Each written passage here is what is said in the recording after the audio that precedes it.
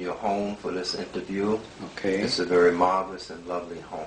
Thank you. I'm glad to have you.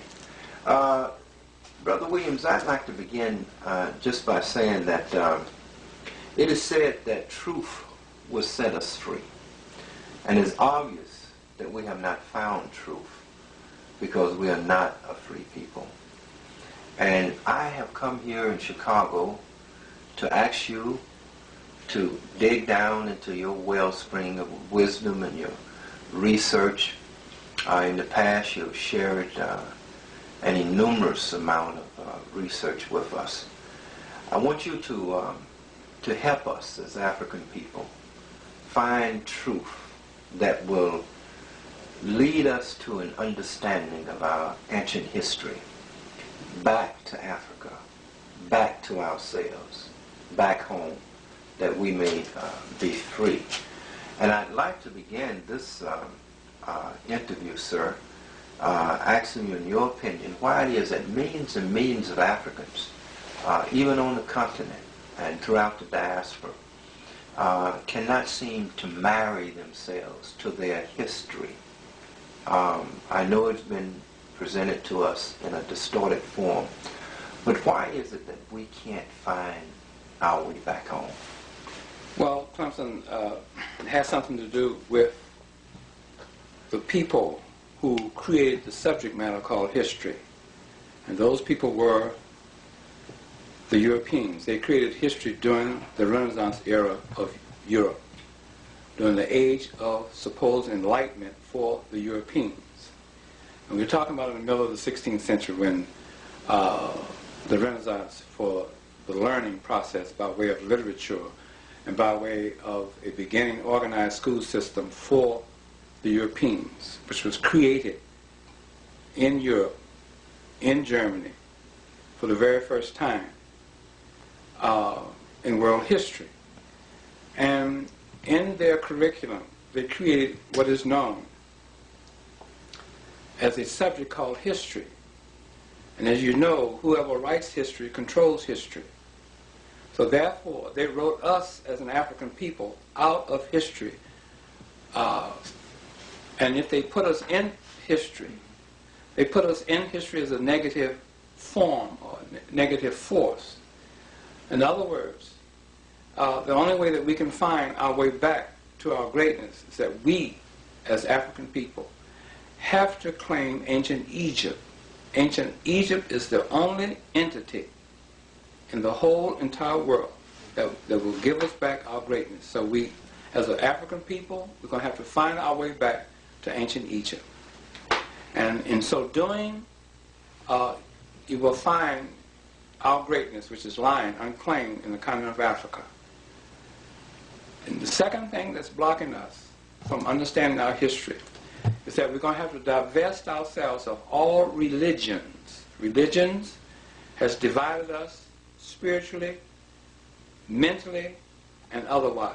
So therefore, we're going to have to divest ourselves of all religions. We have to know that there's never been a man that ever walked the earth in human form of any race, creed, or color by the name of Jesus Christ. We have to know that there's never been a man that ever walked the earth in human form by the name of the Prophet Muhammad. We have to know that there's never been men that ever walked the earth in human form by the name of Abraham, Isaac, Jacob, or Moses. That all religions are man-made, pagan, heathen, occult religions based on mythology.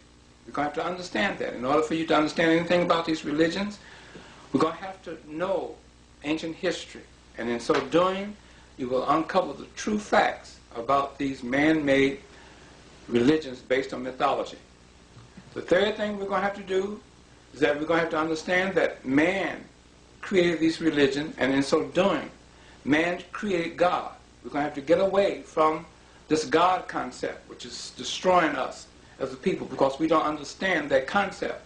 Because they teach you that God is synonymous with the Creator, which is totally untrue. Okay? And one has to remember some true facts about religion. One has to realize that a human being on earth, no matter what race, creed, or color that he or she belonged to, was created by their personal creator who used their mother and father as human instruments to bring them forth into this world in human form, giving them an indwelling spirituality. But your Creator never gave you a religion. It was man who gave you the religion. Your Creator gave you an indwelling spirituality that's still indwelling inside of you at this very moment that I'm talking to you. Your spirituality is connected with the whole entire universe by way of your pineal gland. Every human has a pineal gland. And that pineal gland serves as a conduit between the human being and the whole universe. Okay? And the bottom of your pineal gland is your nostrils. What do you do with your nostrils? You intake air. You breathe to keep that indwelling spirit alive that's inside of you. And once you understand that, this conduit, the pineal gland, which is nothing but brain fibers that's connected in your brain, and your nose, like I said before, is the bottom of that, which intakes air to keep those conduit and your brain cells alive, and thereby keeping you in consciousness with the whole entire universe. This pineal gland serves as a conduit to connect you with your Creator. It serves as a receiver and a sender. Okay? And once you understand that it's you, the human being, having an indwelling spirituality that's connected to the whole entire universe. This is your spiritual power. This conduit exposes you consciously to the whole entire universe via this conduit that you have inside of you as a human being. And you also have to realize that there's a little voice in every human being on earth.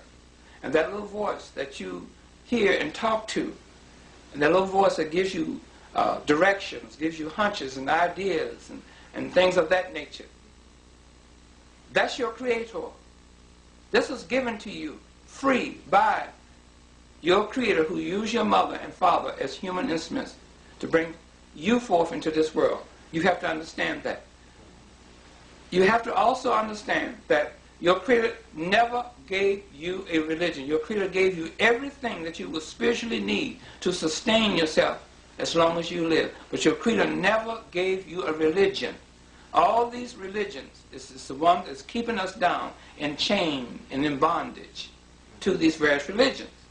Because what happened, these religions clogs your artery between you and your Creator, simply because every religion has laws, rituals, customs, and ceremonies for an individual who embraces a religion to abide by. This keeps you in bondage, in spiritual bondage. You were born spiritually free. You were born free of that until your parents or someone introduced you to a religion that you know nothing about. Anybody who says that they are a Christian or a Muslim or Black Hebrew Israelite or a Jew or Buddhist knows nothing about those religions. You see? So one has to realize that. And then also one has to realize that there are 4 things that keep all religions together.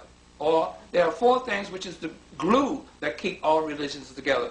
Those 4 things are one's belief in the religion, one's faith in the religion, and every religion has literature that's attached to that various and forms of religion. In other words, the Christianity has the Holy Bible, Islam has the Quran, Judaism has the Torah and the Talmud. Those are religious literatures that's connected to these various religions, the 3 major Western religions. And the 4th thing that keeps these religions together is fear. They